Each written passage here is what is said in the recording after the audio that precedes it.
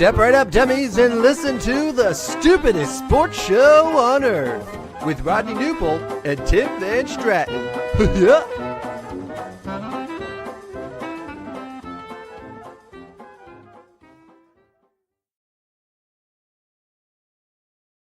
Well, hello, dummies, and welcome to episode number 124 of the stupidest sports show on earth. My name, as you all know, is Tim KB24 Van Stratton. I'm joined by the great Rodney Newpol, who, for some reason, has removed the Cousin Con jersey behind him. What happened? Where'd it go? I needed to get a little bit more professional for a interview I had today, so I took it down. I'll put it back. I couldn't be too fanboy. I needed to be a little more professional. So Con will come back up after. I just didn't get a chance to put it down. It's just around the corner. Ugh, professional is not what people come to expect. Yeah, that is so out of character. Show. All right. How you doing, man? You gearing up? You preparing for the Arctic weekend that's in store for us? Yeah, I mean, all my kids have tomorrow off. No school here. No school really anywhere in this area. Way too cold, and then snow coming in this weekend. So it could end up being a 4-day weekend because Monday does not look to be a whole lot better. I'm not scared of the cold. I will not be wearing shorts. But I did see I think it was last weekend. There was a pretty cold day. And there was some dude coming out of Walmart that had on shorts and flip-flops. Yeah, I won't be out much. But when I do go out, I'll at least have pants and sleeves on. But other than that, no, I don't have a whole lot of plans, so I can stay in. That's good. Well, we have big plans for the show, as you can expect. Lots of talks and predictions for the AFC and NFC championship. It's Championship Sunday. As you pointed out, we now have 3 football games left for the season. That's it. So this is the end. We got 4 teams. We got the Broncos. We got the Patriots. We got the Seahawks. We got the Rams. Yeah. And wherever you're watching, by the way, if you're watching us on Twitter, if you're watching us on YouTube, wherever, you can send in your predictions there. Give us your bold predictions for how the games are going to go down. And Rodney, you planned today's show. We're starting in the AFC. The Denver Broncos are entering Sunday with Jarrett Stidham leading the charge. And Jarrett Stidham is not the first backup quarterback to be starting for a team at this stage in the season. You know, we've seen Nick Foles throughout an entire playoff run. People remember once upon a time Tom Brady was the backup. Now, granted, he was pretty much playing the whole year, and Brock Purdy had a similar sort of run. But is this the first time that a backup quarterback made his season debut this late into the season? I see. Yeah, I mean, I think so. I don't remember another opportunity where that occurred. So this is his opportunity, and we've talked about this before. Like, he was kind of a coveted backup. You mentioned the Patriots wanted him. The Broncos wanted to make sure they re-signed him. So we'll see. I'm interested in seeing him play and seeing how they do. They're going to have to help him by having good offensive line play, and they're going to have to run the football a little bit. But the question is, can Jarrett Stidham get it done? I think he can. Bo Nix wasn't great for them the last couple weeks. He hasn't, he didn't light the world on fire, and Denver just keeps finding ways. So I think he can get it done. But boy, I've been discounting the Patriots all year. Yeah, and it's funny. Like, we sort of had a flip on the Patriots just this postseason, you and I. Yeah. So the first round, I was like, all right, yeah, like Chargers going to come in. Like, Chargers offensive line's miserable. I think Patriots are going to be fine. And you had a little more faith in the Chargers. Then the divisional weekend rolls around, and I was really high on the Texans and their defense. And I didn't think Stroud would be that bad. And you were kind of like, no, Patriots. And you were pretty comfortable with that. And so I don't know where you're at in total with the Patriots. I think that it is not being a hater to point out that as far as look, obviously you have to be a good team to get to this point. There's no bad teams that can get to this point, but I don't think I'm being a hater by pointing out that if there was such a thing as football gods, they are putting everything they can on the Patriots this whole season. From the way that the schedule broke, like the schedule ended up being even easier than we all knew it was going to be. They ended up winning a division over a Buffalo team that still won, 12 games? Yeah. They face a broken down Chargers team. They face a Texans team that didn't have Nico Collins and had the worst performance ever from CJ Stroud. And now they're facing the Broncos with a backup quarterback. Right. Yeah. Yeah. They've lived the charm life for sure. Right. Like at some point things are going to turn around a little bit and they're going to be hit with the reality, but it hasn't happened yet. And like, is it possible that the Patriots can complete this thing? What happens if they win on Sunday? They end up facing, let's say, a Seattle team that has, Sam Darnold that's fighting through an oblique injury and isn't through 100%. Or the Rams on the other side where like you and I both think Stafford is dealing with a hand issue. Like there are these scenarios where like the Patriots can literally do this all the way to another championship and have the most improbable year-over-year turnaround in the NFL history. Yeah, I mean, we saw a similar story in college football. Now, obviously, that was 2 years of it. This would be the immediate year after. But so Patriots, no matter who they play, unless something major happens on Sunday, will be underdogs in the Super Bowl if they win. Yes, right. I mean, assuming like Darnold or Stafford doesn't get hurt on Sunday. Yeah. Yes, they've already put the lines out there, and I think that for whether it's the Rams or the Seahawks, I think they're about either 3.5 or 5.5 point favorite against the Patriots. And then if it's the Broncos that advance, like Seahawks Broncos, I think is like 8.5 right now, if that's what the matchup ends up being. But Patriots are going to be underdogs. AFC is going to be underdogs no matter what. Yeah. No, for sure. And I'm not sure where I'm at with this NFL playoffs because I've discounted the Patriots all year. I have not been high on the Broncos all year, and I've been pretty low on Seattle all year. So I am going to quit to pretend that I know what's going on in the National Football League and say go Rams, and that's my pick. But yeah, I mean, this Jarrett Stidham should be fun to watch. I mean, I think everybody's just hoping he at least plays well and it's a competitive game. We don't want to see a dud from anybody, really. Mm-hmm.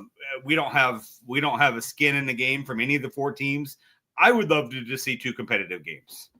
Yeah, and honestly, I think we should end up seeing 2 competitive games. Like that's certainly my hope for sure. Well, obviously we're talking about the AFC game here, so. I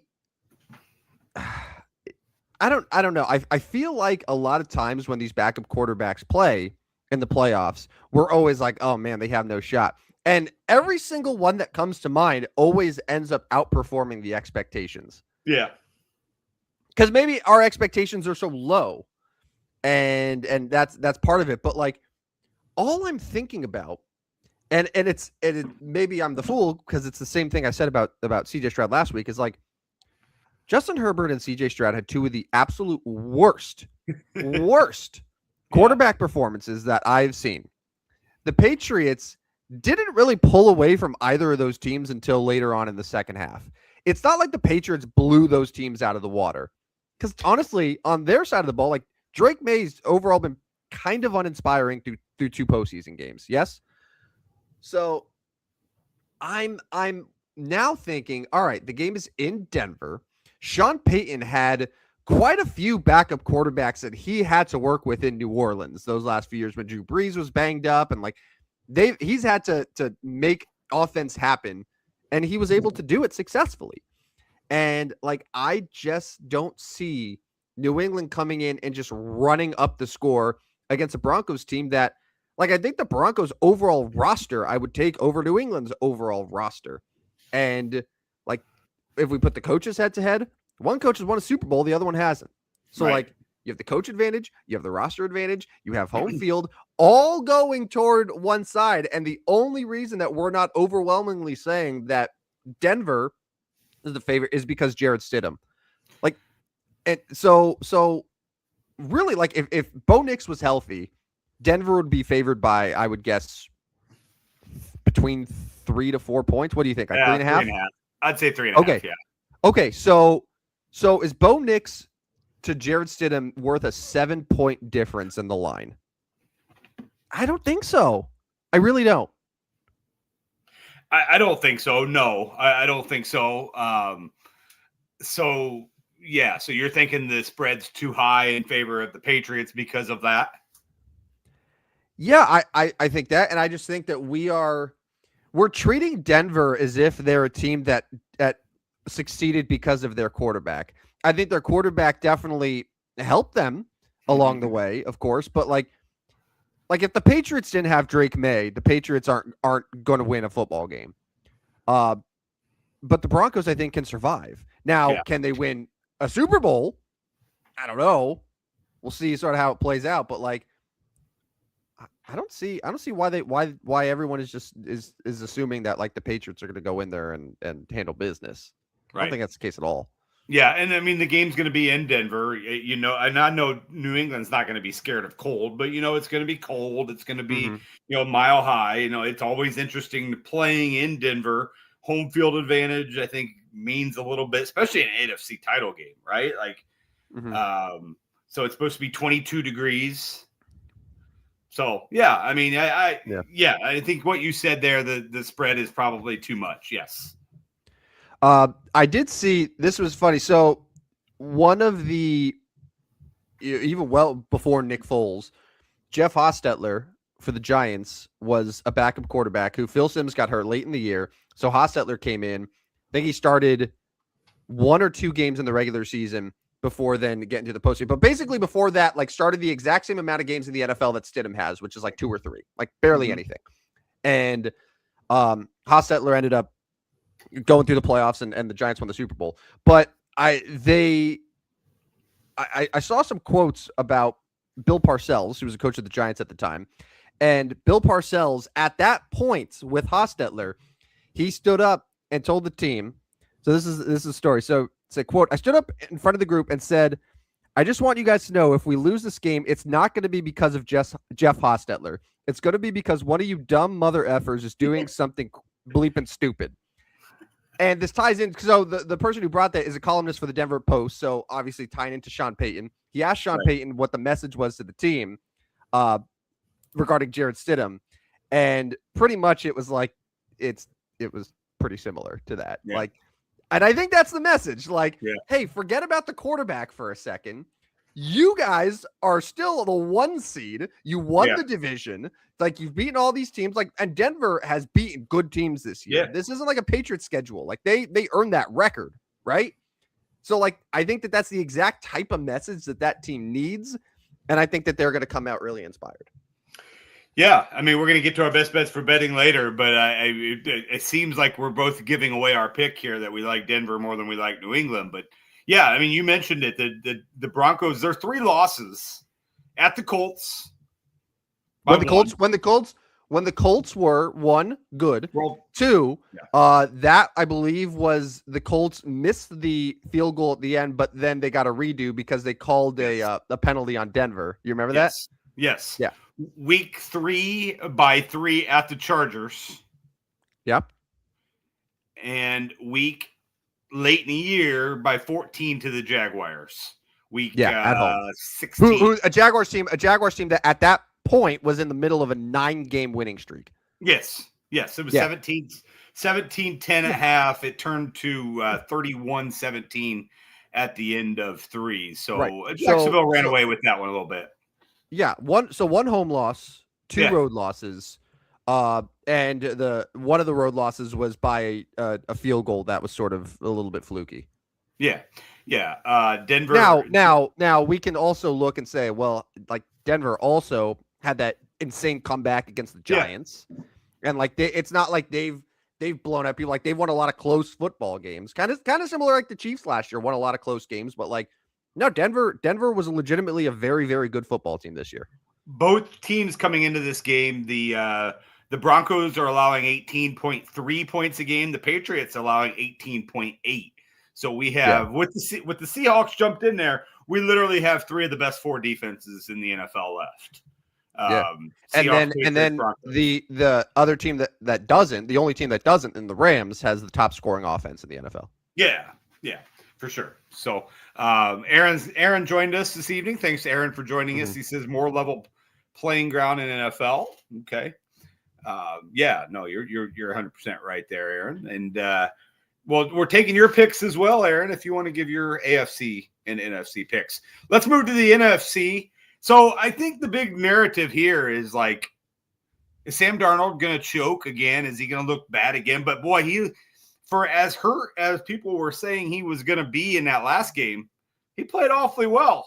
Well, but didn't need to. Here's the thing. No one was actually saying he was hurt. Everyone was downplaying the injury, or at least he was downplaying the injury. But then we would see a report like, "Oh, by the way, he hasn't thrown a football in 2 weeks." Like, so it was and it worked out splendidly for Seattle because he didn't need to throw the ball at all against the Rams. Correct. 12 of 17, and Kenneth Walker ran all over the place. It was perfect. They didn't have to put anything on him. Now, I think it's going to be a little bit different story with the Rams, and Sam Darnold in 2 starts against the Rams this year, I think, has 2 touchdowns and 6 interceptions. Yeah. So that's a little. If you're Seattle, I know you're the 1 seed and you're at home and you just destroyed the 49ers, but that's got to be a little worrisome. No, especially when you know that he's now not playing at 100% health. Right. Yeah, no, it's got to be. And, just knowing his playoff background and previously is the concern for Seattle. And I think a major concern for this game is Zach Charbonnet has been really good for Seattle. Now, I know Ken Walker ran all over San Francisco, but Zach Charbonnet is actually the better blocking running back as well. And with that Rams front coming at you, like you're going to need some help there. But then on the Seattle side, you got to think, okay, we scored 41 points and JSN had 3 catches for 19 yards last game. That's going to change a little bit. And then one more thought, it's times 3, but this is once again another Cooper Kupp revenge game. Yeah. So the benefit of this particular NFC championship is that we've seen this matchup twice already. The problem is both matchups have been so incredibly close that it's literally like a toss-up. So just to remind you guys, so this was week 10 where the Seahawks and Rams played in LA. This was a game that Sam Darnold had 0 touchdowns and 4 interceptions. 4 interceptions. And Kenneth Walker only had 60-something yards, and Charbonnet only had 30-something yards, and Smith-Njigba had a good game. He had a big game. The other side, Stafford didn't really throw that well, 130 yards, but 2 touchdowns. It was really like a Kyron Williams day. Kyron Williams had a really good game, but that was a lower scoring game. The Rams only won by 2 points. So the problem that I have a little bit with the Rams is that they already had that game where Sam Darnold was terrible. They got the 4 interception meltdown game. They had everything that they wanted to happen, and they only managed to win at home by 2 points. I don't think you're going to get Sam Darnold throwing 0 touchdowns, 4 interceptions again. I don't think you're going to be able to hold Kenneth Walker to 40-something yards. That's where I'm sort of losing a little bit. And then obviously everyone remembers the Thursday night game. The Rams jump out to a big lead. Seahawks were down by 16 points, but then they're able to get back. Darnold suddenly is able to turn it back on again, and Seattle wins in overtime. And that was a game again where Stafford, no turnovers, 3 touchdowns. Kyron Williams was efficient. Puka at 225 yards. Yeah. But still, all that, Seattle wins.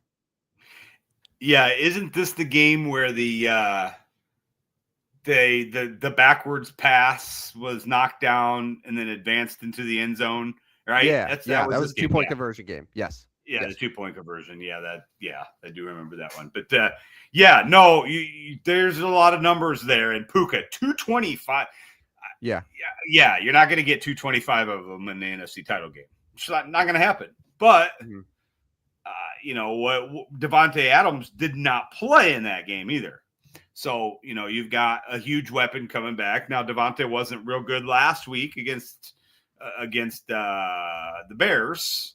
But obviously, we know he's a massive weapon. I mean, Devontae only had 2 catches last week against the Bears. So, coaching wise, we love McDonald, but like McVay's the favorite there, right?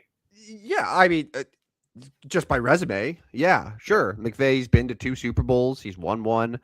Mike McDonald, this is his second year. It clearly is an excellent head coach. The team is great. I mean, he was a defensive coordinator who's a first-time head coach and oversees the team that has the number 1 defense in the NFL. Like they're a very, very good team. And Clint Kubiak, their offensive coordinator, is a favorite for the Raiders' job right now, and has been a very sought-after candidate in a few different places. So, like, Seattle has an excellent coaching staff.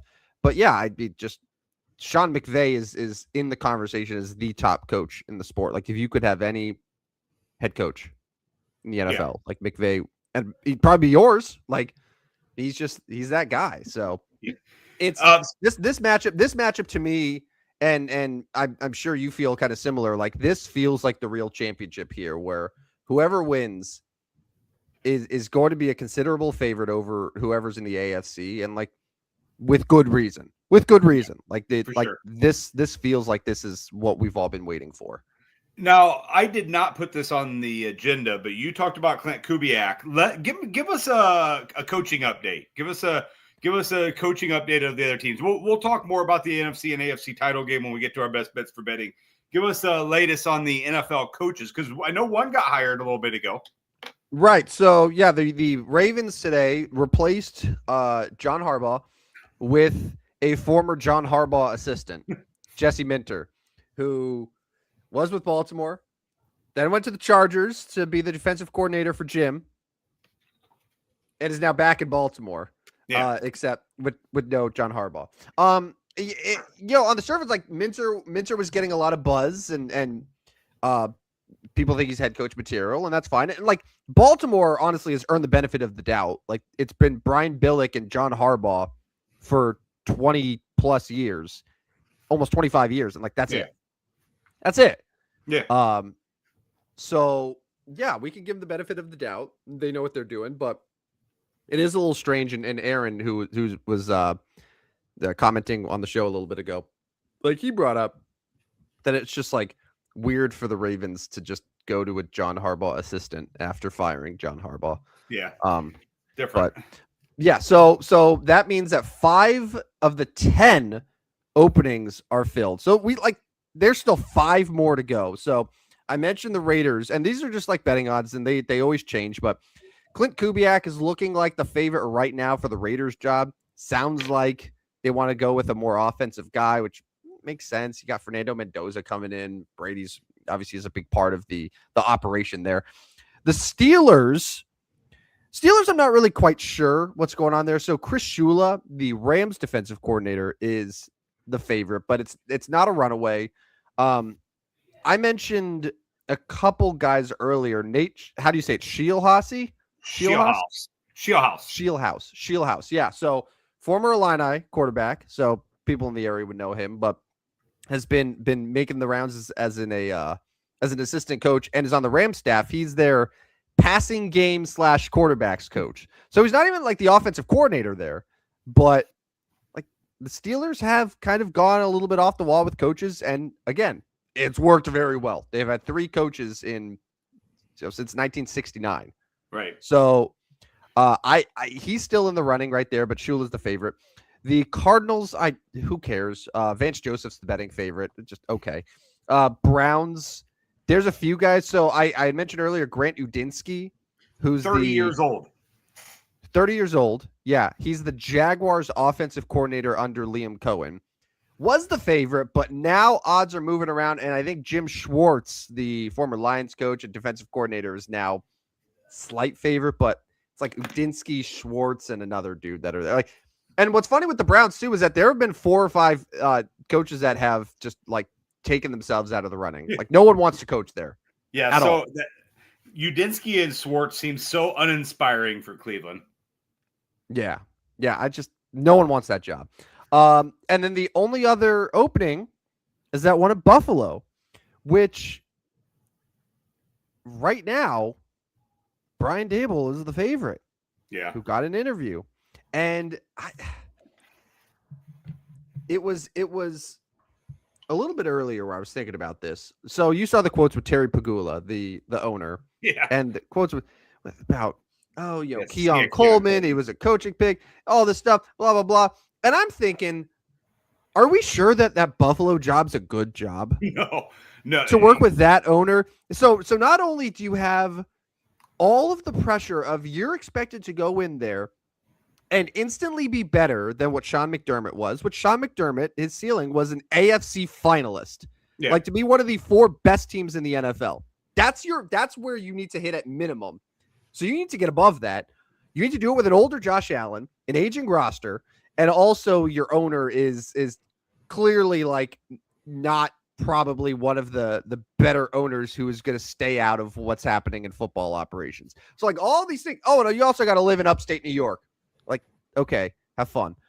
I'm not surprised that they don't have a ton of these super high quality candidates that are like, oh man, I need to stay away from the Raiders job because I need that Buffalo job. Like it's Brian Dable right now. And yeah. And or Joe Brady, who's already on the staff there. So it's that one's fascinating to me. Yeah, Pagula had not spoke to the media since 2019.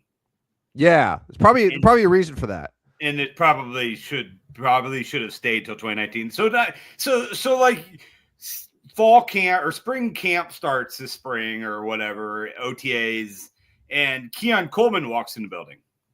Yeah. Well, I think there's no way they can keep him now. Not after that. Not after that. I wouldn't think, like, loud and clear, he's not wanted there. He's not wanted there. And my hope is that Keon Coleman goes somewhere and is a really, really good receiver because, I mean, he had 1 year. Yes, he did not play. He did not have a great rookie year. But, like, the guy's a rookie. There's been a lot of receivers that did not have great rookie years that came back and were really good receivers. So, well, this is his second. This was his second year, though, right? Second or third year? Oh, he wasn't a rookie this year. You're right. Yeah, second. I think it's 2 years. 2 years in. Yeah. But clearly it hasn't been good. But man, you keep that shit in house. You do not do. And no one was going to mention it at all. And he's like, actually, Brandon, I'm going to interrupt you here. Yeah. And he was trying to defend his GM, who he's now promoted. But like, why did you feel the need to do that? And it makes you realize that, like, hey, there's a reason the Buffalo Sabres have been as bad as they've been for a lot of years. And it's because this guy also owns the Sabres. And not great. Not a great situation. All right, let's we'll get back to football. Let's move to baseball real quick. We always kind of give an update. Mackenzie Gore got moved. There was a couple other moves between now. Freddie Peralta has been moved. Give the rundown of Major League Baseball and what's going on. And, you know, I think your buddy Bob Nightingale said it best. Cubs keep getting better with their players, and then other divisional teams losing guys. But like Milwaukee's going to find ways to win. Right. So that's the thing. People today, I saw the arguments of, we're so upset at the Dodgers. Well, we should be upset that a team that won the division is trading its best players. As if the Brewers haven't always done this and always improved. Like the Brewers rotation without, like, okay, they had traded Corbin Burns the couple of years ago. Yeah. They survived. They were totally fine. And sure enough, look, Corbin Burns a year later has a major injury that takes him out of the pitching for 18 months. Okay. That means that they kind of knew that, like, there was a ceiling. It's the same thing that Bill Belichick always did with the Patriots when he was running things in the 2000s. You always need to it's much better to get rid of a guy 1 year early than 1 year too late. And I feel like that's how the Brewers operate, where they know that certain guys have a shelf life. They're able to make the most of value. And yeah, Aaron, great point. Josh Hader, Devin Williams. My God, look at Devin Williams with the Yankees this year. Devin. Right. But all of the people that the Brewers have gotten rid of, they weren't better once they left the Brewers. None of them were. So now why are we going to sit here and say that, Freddie Peralta is what a terrible decision? No, because they got Mizorowski. They got like all these other guys, like great pitching that helped them have the best record in baseball. And guess what? I'm still going to pick them to win the division. Yeah. Over the improved Cubs.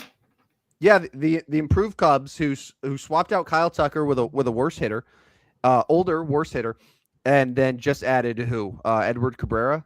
Yeah, it was good. It was good, but like, is that going to be the big difference? I don't know. I don't know, but yeah. But anyway, so getting to like Mackenzie Gore here now. So the Nationals, they've been floating Mackenzie Gore around for a while, and like Mackenzie Gore is one of those pitchers, I think, where if you look at the stats, you're like, he's okay, but like smart baseball people would be like, oh, he's actually good. Like he's got good stuff. All right, I'll take your word for it.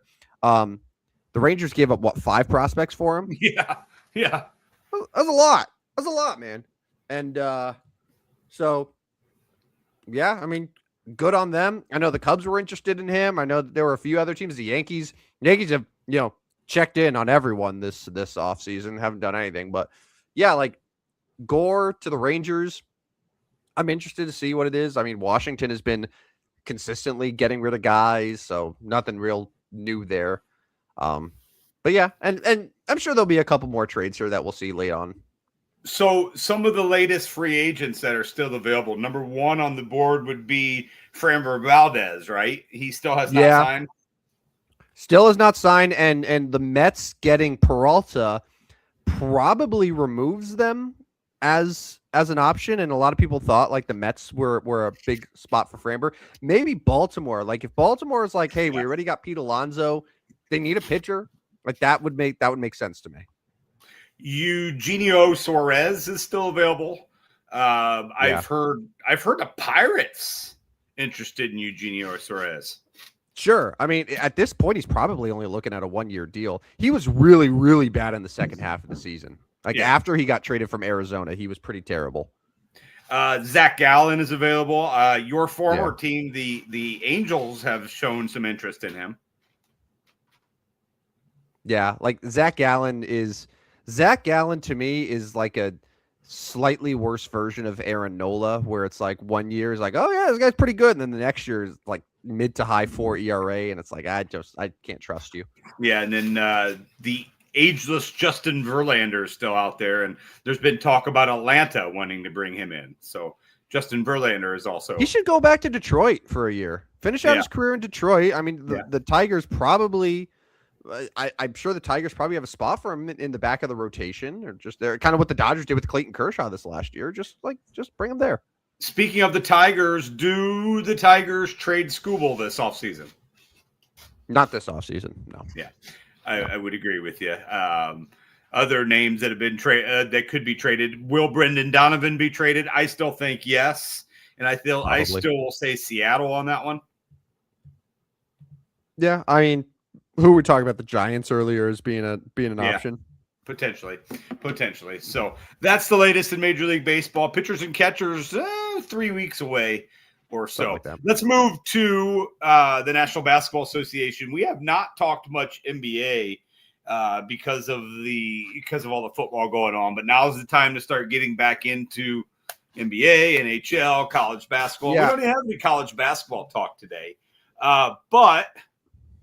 In the NBA, did you know? I know you knew. I know you knew this, but the Detroit Pistons have a 5.5 game lead in the Eastern Conference. They've been up all year. The entire year they've been leading the Eastern Conference. It's one of those things. It's very similar to OKC a couple years ago, where it was like they're bad. Then there was a year where it's like, oh, okay, they've improved. They kind of played back into the playoffs for a little bit, but don't really make noise beyond that. They're frisky out. Like they were frisky out against the Knicks in that first round. And then it's like, okay, now they've arrived. I don't think I would take the Pistons to win the championship this year because there's just too many really strong teams in the Western Conference. But like they deserve credit for what they've built there and a lot of young talent and they're deep. And I definitely deserving of that spot atop the Eastern Conference for sure. Tonight in the NBA, the my Charlotte Hornets went on the road and blasted the Orlando Magic. Eight Hornets scored double digits in the game. 5 starters and 3 guys off the bench. 8 guys did. Go ahead. They are the strangest team. It's because they can go to Orlando and win a game by 27 points. Yeah. One night after scoring 87 points at home against Cleveland. Yeah. Where that was 3 nights after they beat the Denver Nuggets by 23 in Denver. Of course, that was one night after they lost by 20 to Golden State. This is why they are not even in the play-in round because they're so inconsistent. But when they're on, it's beautiful. Which was 2 nights after scoring 135 at the Lakers. Anyways, right. Yeah, and then Saturday they'll lose at home to the Wizards. But the Charlotte Hornets are 3.5 out of a wild card. I don't know as if they're going to make a play-in game. They'll have to catch the Heat and Bulls, who are already locked into those spots. They could catch Atlanta. They'd have to bypass Milwaukee. But what I was going to mention, I mentioned this to you the other day. What would it take, and would it help Charlotte this year if they went and got Karl-Anthony Towns from the New York Knicks? I mean, it would probably help. So Charlotte is. It's funny, like when you think of the Hornets, you're like, oh, they're such a bad defensive team. But there's a lot of teams in the Eastern Conference even that are allowing more points. Did you know that the Cleveland Cavaliers are allowing 1.5 more points per game than the Charlotte Hornets are this year? Yeah, I don't understand why Cleveland's so bad defensively. Right, like Cleveland's got its own issues, but all that to say, so it's like it's not like we're like, oh, they need defense. This is not Karl-Anthony Towns. So yeah, Towns is probably a good, like that would maybe put them over the edge with Charlotte. Yeah, but it's do you trade? I mean, what happens though if the Knicks ask for Brandon Miller or Con Knuppel? Oh hell no! Right. So if you're Charlotte, then, and I can't believe we're talking on 3 days before the NFL Conference Championships about the Charlotte Hornets here, but if the Knicks were like, all right, yeah, you know what, we're interested in that. Who do you have to offer? So it can't just. I don't think it can be just draft picks, although maybe it can. But like if they're like, all right, we want a couple first, and we want a young player, like. Give us. Well, give about us Con. Give us Con. What about Zion James? Zion James, yeah. I mean, rookie, right? Yeah. I mean, he started 18 games. He's only scoring. He's playing 25 minutes. I mean, yeah. You package him in a pick. You send. Do you give him Kalkbrenner as well? I mean, if you got Towns. I was gonna say Grant Williams. I mean, I don't know if they need veteran. Grant Williams, 27 years old, veteran help. He's more of he's not a big. He's a forward, but I mean, Kalkbrenner could be or Diabate, maybe either one. Yeah. The reason that I'm hesitant about Diabate is because I had mentioned the other day that like when Diabate's out there with their other starters, it's one of the best lineups in the NBA. Yeah. And obviously, if Karl-Anthony Towns comes in, it's not like Towns is coming off the bench. Right. So you would have to disrupt that anyway. Yeah. Interesting to think about. And once football's over, we can really dive into the NBA and maybe talk about the Hornets specifically. Yeah. The trade deadline's coming up there. The Bulls went to Minnesota and won tonight, by the way. Congrats to the Bulls. 120-115 over Minnesota. So right now we have in the Eastern Conference play-in round. So it would be Hawks at Bulls. Yeah. For the 10 versus 9, and then the Heat at Magic. It's so perfect. It's so perfect. I'm All right, so I know like we're talking about the Pistons. So yeah, 32-10. It's insane. But is there a part of you that is very shocked that Boston and Toronto are two of the top 4 teams in the East, where like Orlando and Cleveland are fringe play-in teams? Yeah, I don't understand why Orlando's as bad as they are. They should not be. Well, 23-20. they've had injuries though, right? Yeah. Like, Yeah. so it's been 42 games. I mean, Franz has missed 16 games. Paolo has missed 10 games. Suggs has missed close to 20 games. So I think that they've had some injury issues that have a role in that for sure. Yeah, just in the Eastern Conference, 23-20. But yeah, but then we could say Boston has an adjacent Tatum, and they're the 2 seed right now, and people thought Boston was going to miss the playoffs outright. 27-16. Yeah, that's and he's on his way back. Right. So Tatum. has that been confirmed? Are they just sort of like, is the plan for him to come back during the playoffs or late? Yeah, I don't know what the exact plan is, but the word is he's on his way back. So he comes back and they become obviously very deadly. So real quick, I wanted to move to the National Hockey League because we haven't talked about that in a long time. My St. Louis Blues are in dead last in the Central now at 46 points in 50 games. Your Anaheim Ducks have 55 points in 50 games, currently in a playoff spot as they're 3rd in the Pacific. Third in the Pacific right now. So, yep. 7th overall. They would first round matchup against the Oilers if the playoffs started tomorrow. I ain't afraid of those clowns. Those losers. Yeah. The Ducks, if I may, they obviously started the season great. We're kind of like playing around 500 level. And then late December, they started what ended up becoming a 9-game losing streak. They went 0-8-1, and it dropped them like to probably the 4th or 5th worst team in the West.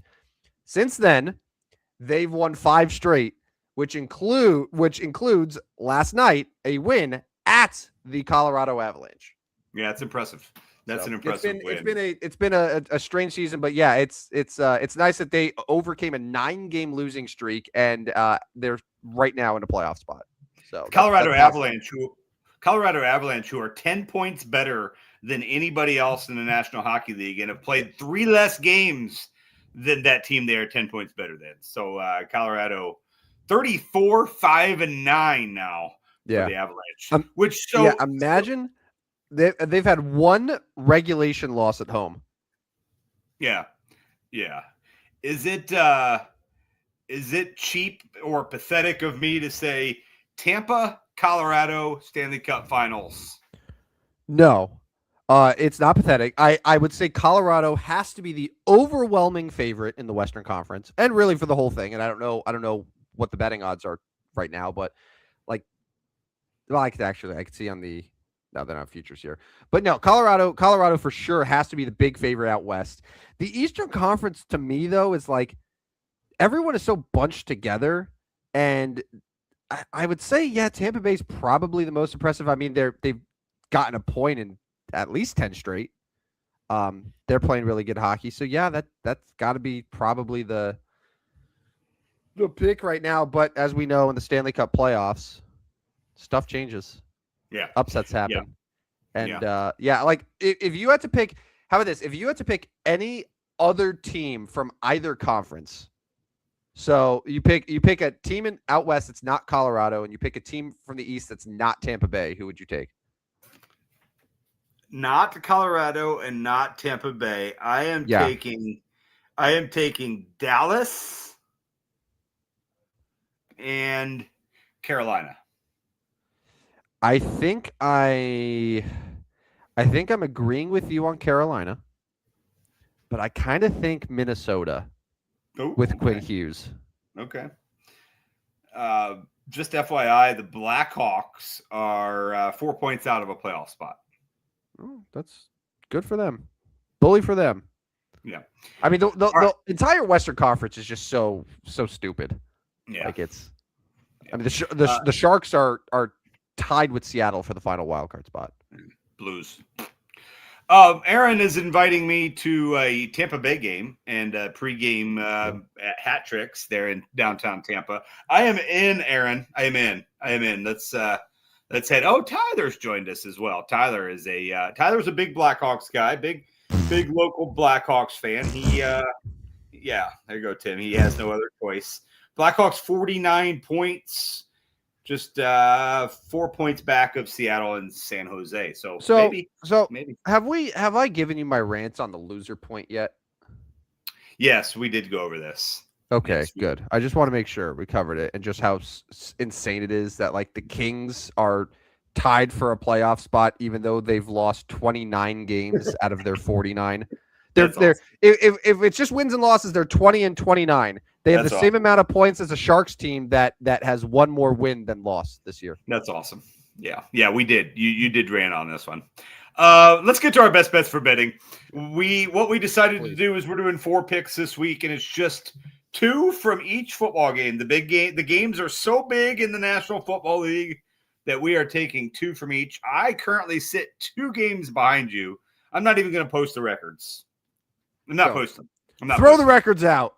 You are 2 games ahead of me, and after this week, we're going to have to get creative on our best bets for betting. Yeah, it's almost like the Super Bowl is coming up, and there's no shortage of options to bet on. The problem is Thursday night show, you don't get a lot of lines in basketball or hockey for weekends until I mean you only get Friday. Yeah. I mean, best bets for betting might only be a football thing. I don't know. I don't know, man. I don't know. Ask me after Sunday if this is over yet or not. All right. Let's see here. My first one, I'm going to go with the Denver Broncos plus 4.5 at home against the New England Patriots. We talked about it in the first segment of the show. I like Denver. I like Jarrett Stidham to be good enough. Denver seems to have that moxie, and I shouldn't discredit New England because they are also 14-3. They've got Mike Vrabel, who looks like he's put together. You mentioned it. One of the best turnaround, maybe the best turnaround in the NFL on a season-to-season basis we've ever seen. We saw that in college football with Indiana. Maybe we see it in the NFL, but I'm going to take Denver in the 2:00 game at home against the Patriots. What is it that you always say about so-and-so's your Huckleberry or I'm a Huckleberry? So am I the Huckleberry or are the Broncos the Huckleberry? What is you are the Huckleberry for the Broncos. All right, then that's what this is. I am truly scared at the level of confidence that I have in the Broncos covering the spread here. And there's a well-documented Tim curse. A well-documented Tim curse where the more I believe in something, the more egg I end up with on my face. But I just can't. I physically cannot bring myself to go with anything different besides the Broncos covering this game. And honestly, here you go. I'll give you another little extra nugget. They're going to win. They're going to beat the Patriots. And it's going to be Jarrett Stidham in the Super Bowl because this season deserves a Jarrett Stidham in the Super Bowl. That's just how it goes. Like, if we're not going to have Patrick Mahomes, let's have Jarrett Stidham because that's how the NFL goes. That's how the scriptwriters draw it up. Pick number 2 for me is going to be Sean McVay and the Los Angeles Rams winning the rubber match against Seattle, the 3rd matchup of the season between the Rams and Seattle. And the Rams will have won their 3rd straight road game to get to the Super Bowl after beating the Panthers 34-31, beating the Bears 2017. This will be a close game, maybe win by 3, just like the other games. I will take the Rams. Matthew Stafford, Puka Nacua, Kyron Williams, Devontae Adams, Jared Verse. Go Rams. I'll take the Rams. I don't know if you know this, but you know that Oz the Mentalist guy? I've heard. Apparently Oz the Mentalist before the season went to the Rams camp, and he, and I'm not making this up, had a Rams-Broncos Super Bowl. Okay. So if the Rams and the Broncos win Sunday night, I will do my best to try to get him on our show. Yeah. And have him predict some sort of thing in our lives. Like I don't know. I don't know, man, but like it was like the score, it was like 20, was it 23-16 or something like that, or 23-12. I don't know what it was, but like it had the score, it was a touchdown pass to Devontae Adams. It was all of these things, and it was Rams Broncos. And we're sitting here with that very much being a possibility. And so who are you picking to win in the AFC Championship? Who are you taking to win? Broncos. So you're taking the Broncos, and you're taking the Rams. Correct. Okay. So that scares me a little bit, that I am going against Oz the Mentalist here. Because then I remember that Oz the Mentalist a couple of years ago went to the Jets and did the same thing and said the Jets were going to win the Super Bowl. So I have to remember that. Jets. Yes. So I think there's a couple big reasons why I'm taking Seattle. Number one, from what I mentioned earlier, these teams have played each other twice. Sam Darnold has thrown 6 interceptions, and it has amounted to a total of, between like the point differential between both teams is the Rams +1. And that's what Darnold throwing 6 interceptions.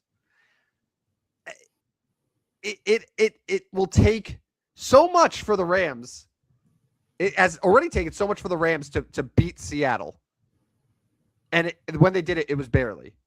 And they, weren't able to close the deal a few weeks ago at Seattle and blew that big lead. So I'm looking at it through that lens. And also historically, when the number one scoring offense plays the number one scoring defense, the number one scoring defense overwhelmingly wins. I saw a stat where, or it's not Dr. Oz. Did I say Dr. Oz? Oz the Mentalist. I don't know. Who cares? I think Aaron understands that. I think he's just saying that that's what Dr. Oz has become. Yeah. No. Honestly, that'd be if Dr. Oz had a Rams Broncos Super Bowl, I would be more apt to take his advice. But I digress. Rams Seahawks, Rodney. It's the 9th game since 1970 in the conference championship or later that has the number one scoring offense versus the number one scoring defense. The top defense is 7-1 straight up in those in the first 8 matchups. So those couple reasons are the reasons I'm taking the Seattle Seahawks -2.5. It's not going to be a blowout, but I think the Seahawks are gonna pull this one out and head to the Super Bowl. Okay, so we agreed that we would both pick another pick, and I just went ahead and went total, and I think you did as well, total for each game, and gives us 4 on the weekend. So I am going to go Patriots Broncos, and I am going to take the under 42.5. Like if we decide to be a shootout, I'm afraid Jarrett Stidham won't get it done, but if he can manage the game, not turn it over, control the clock, I think he can get it done in something like a 21-17, 21-20 type win for Denver.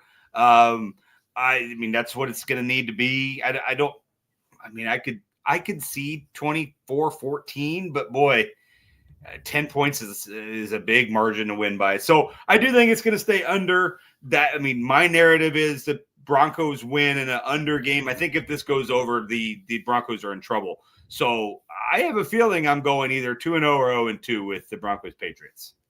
Yeah. I kind of have to say, if the Broncos are going to win this game, it's not going to be because Jarrett Stidham throws 5 touchdown passes and it's a shootout. Like it's going to be a game that Denver wins with the rest of its team, which is built on a very good defense. Patriots offense hasn't been super impressive this postseason. Their defense has played really well too. So yeah, I'm with you on the under. It's a low total, but I'm going to risk it here. And yeah, I mean, you hope like 23-20 is the over. So you hope like 21-17, 23-13, like something like that. Yeah. Aaron likes my process. I appreciate it. Yeah, no, it's a good process. It is. Yeah. It is a good process. But yeah, I'm with you on the under. So we ride on that game, man. We're aligned in the AFC, but then NFC is where we're going to differ a little bit. Yeah, I've already taken the Rams. I'm going to take the over. I think Matthew Stafford and company get to 28 against a good Seattle team, a good defensive team for Seattle. That team can play defense, but if anybody's going to figure it out, it's going to be Stafford. It's going to be McVay. I mean, it was 38-37 back on December 18th. First game was 21-19, so that one stayed under a little bit. I'll go something like 28-24, maybe even 28. I mean, I could see 28-27. I'm taking the Rams as the dog here. It could be 28-27. I'm taking Rams, Seahawks over 46.5. Give me the points. And give me the best defense in the league, keeping it lower scoring. Rams offense seems to be somewhat limited with no with I shouldn't say no Matthew Stafford, but Matthew Stafford's not playing at 100%. The Seahawks run game will be a little bit limited with Zach Charbonnet being out too, so you got to factor that in. Yeah, I mean, what? So everyone's looking at the first time these teams played, or the second time, excuse me, where it was 38-37. I'm looking at the first time these teams played, where they were, a little bit early. They were pretty evenly matched, and it was 21-19. I don't think it's going to be 21-19 again, but I think we're going to get closer to that than 38-37 for sure. So I'm going to go under 46.5. Okay, and those are our best bets for betting. You have a 2-game lead heading into just 3 games left in the National Football League. So Super Bowl week, I think we can at least come up with 2, but maybe even like there's all sorts of picks we could possibly come up with. But you are 2 games ahead heading into the championship weekend. All right, let's get to our Mount Rushmores of 24, the best in each sport to wear the number 24. Obviously, your nickname helps one out here. Your nickname tonight, that's probably going to give one away. Don't you think? Yeah. Kobe Brown, who is currently on the Los Angeles Clippers, wears number 24. Yeah. You got to be some dude to be named Kobe, to play for an LA team, and give yourself the number 24. Yeah. Yeah, you like yourself way too much. Did you know that today was the anniversary of the 81-point game for Kobe? Yes, absolutely. Yeah, and that's part of the reason why I decided to choose that nickname. I think I've used Black Mamba in the past, so I had to try to think of something different. And it happens to be 24. I watched the Stuart Scott highlights on SportsCenter of the 81-point game. I saw it on my feed today, and he scored a lot of points, man. It was all like jump shots. It was crazy. Just couldn't miss. And I watched that game live. It was fantastic. And I mean, Kobe Bryant is easy 24. Yeah, Dan Patrick spent about 30 minutes on it today. He had Jalen Rose, Chris Bosh. He had a clip where he had interviewed Kobe, obviously, years ago. I love that they have you noticed that anyone that talks about that game, any of the players, it's always from the Raptors perspective, and none of his Laker teammates, who most of them at that time were like, oh, screw this guy, because it was, Smush Parker and Kwame Brown and all those losers. Like, so they only get the Toronto guys who like actually like Kobe. Yeah, no, for sure. Tim or Aaron is a big DP guy. Big DP guy. Yeah, definitely. Big DP guy. He also says we gave good content, and he's glad you went opposite, so I have a chance to even things up. All right. Yeah. Baseball. Baseball is where we could fill this Mount Rushmore up immediately with Major League Baseball, because Willie Mays wore number 24. Yeah. Ricky Henderson wore number 24. Ken Griffey Jr. wore number 24. And Miguel Cabrera wore number 24. You can keep going. With Manny Ramirez. Also, you can keep going. Wore 24. Deion Sanders playing baseball wore 24.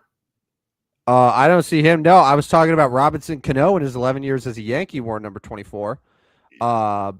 And oh, by the way, and I'm not saying we should do it because it was only his first 7 seasons, but maybe the greatest baseball player of all time, Barry Bonds, wore 24. With the Pittsburgh Pirates.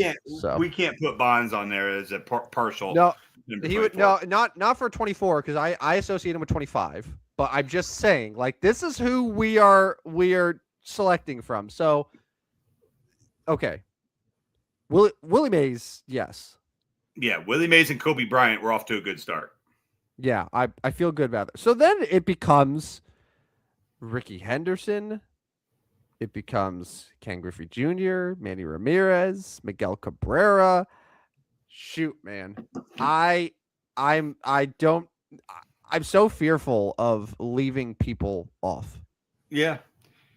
Yeah, because here's the deal. Charles Woodson in the NFL probably deserves this as well. Champ Bailey, Marshawn Lynch. Darrell Revis.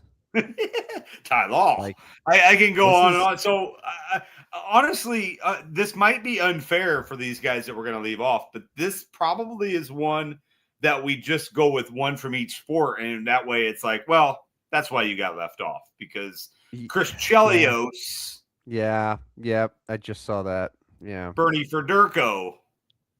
So we're leaving some great names having off. Kobe Bryant, Willie Mays, and Bernie Federko on the same mountain doesn't sit right with me. No, man. it doesn't. With all due respect, to the no, Blues legend. you're right. But Chris Chelios. So but we're leaving Ken Griffey Jr., Manny Ramirez. We're leaving some incredible names off this. But by going one from each sport. So we can at least make the argument. So Griffey didn't wear it his whole career. He didn't wear it in Cincinnati because I think he changed to 30. And then who's the other one that you said?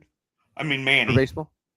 Well, Manny, I mean, the Hall of Fame voters left him off for 10 years in the ballot. So, I mean, the Ricky Henderson. Yeah. It's oh God. Yeah. But honestly, like, I'm good with Kobe. I'm good with Willie Mays. Mm-hmm. I'm good with Chris Chelios. And I am. What did we do in the NFL? I think so. Like Champ Bailey or Charles Woodson. I think it's got to be. I think it's got to be Charles Woodson. Yeah. Plus, Charles Woodson was Charles Woodson 80. Like you saying, you know him personally? I've met him. So what if I were to tell you that Charles Woodson was only number 24 with the Raiders? Oh. So he was 11 years with the Raiders. He wore 24. His 7 seasons with the Packers, he wore number 21. All right, Champ Bailey. And it was his years with the Packers that he was the Defensive Player of the Year, first team All-Pro. Champ Bailey, step right up. Champ Bailey, and I want to confirm here, because again, this is very important, like to be able to wear it the whole career. Champ Bailey, for his entire 15-year career, split between Denver and Washington, wore the number 24. He's a 12-time Pro Bowler. He's a 3-time All-Pro. He's a Hall of Famer. I think it's got to be Champ Bailey, man. Champ Bailey, Kobe Bryant, Willie Mays, Chris Chelios. Yeah, I was trying to do a quick look at the NHL just to make sure that I didn't miss anyone that was super obvious. Because I know how some of the hockey people get that are watching. We had the one Blackhawks fan from earlier that I'm sure is still watching, making sure that we're being faithful to all the NHL players. But yeah, I think Chelios is probably the other one. Doug Wilson was pretty good, but like, yeah, I think Chelios is the guy. So that's a pretty. Jeff Gordon drove the 24 car. Oh man, I'm tempted to almost put him there ahead of Chelios. Jeff Gordon and Chris Chelios out. Yeah, I'm good with that, man. I loved Jeff Gordon as a kid. I'm not a huge NASCAR guy, but like Jeff Gordon was my driver for sure. Plus, I had the DuPont rainbow jacket and everything.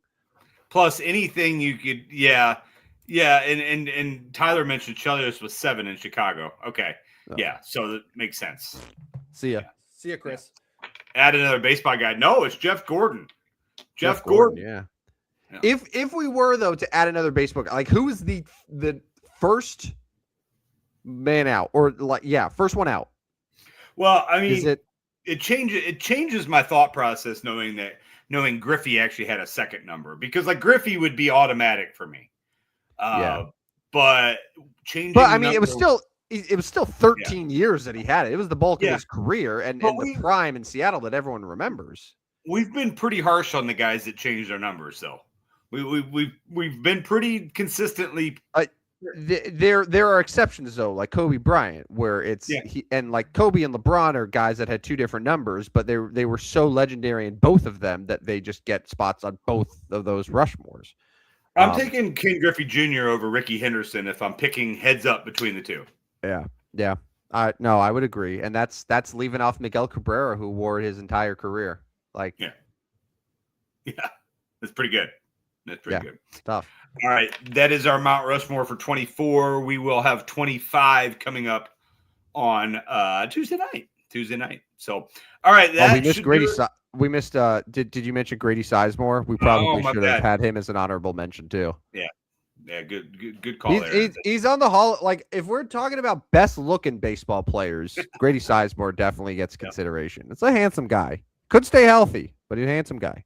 Make sure you go to Twitter, not X. Follow us at Stupid Sports Show, no W on the end. That'll get you notifications of all of the shows. We do appreciate the comments tonight. The shows run so much better when you guys perform well for us and you give us content to talk about. So thanks for joining us tonight. A couple people in there tonight. Thank you. Yeah, what Rodney is trying to say, I'll speak on behalf for you here. What Rodney is trying to say is that we appreciate all of you getting over your performance anxiety and to be able to really stiff up and help us out here. So thank you. And Tuesday's show, I am hoping we have Oz the Mentalist on. Are you gonna try to get Oz the Mentalist? We in between now, especially if it's Rams Broncos, you got to get his ass on and be like, explain yourself, sorcerer. Yeah, no, that's what I told you. Sunday night, if we find out that the Broncos win and the Rams win, I will spend as much time as I need between Sunday night and Tuesday. And if he wants to say I can't do it Tuesday, but I can do it Thursday or I can do it next week, I'll accept it. But I will shoot to try to get him on for Tuesday's show.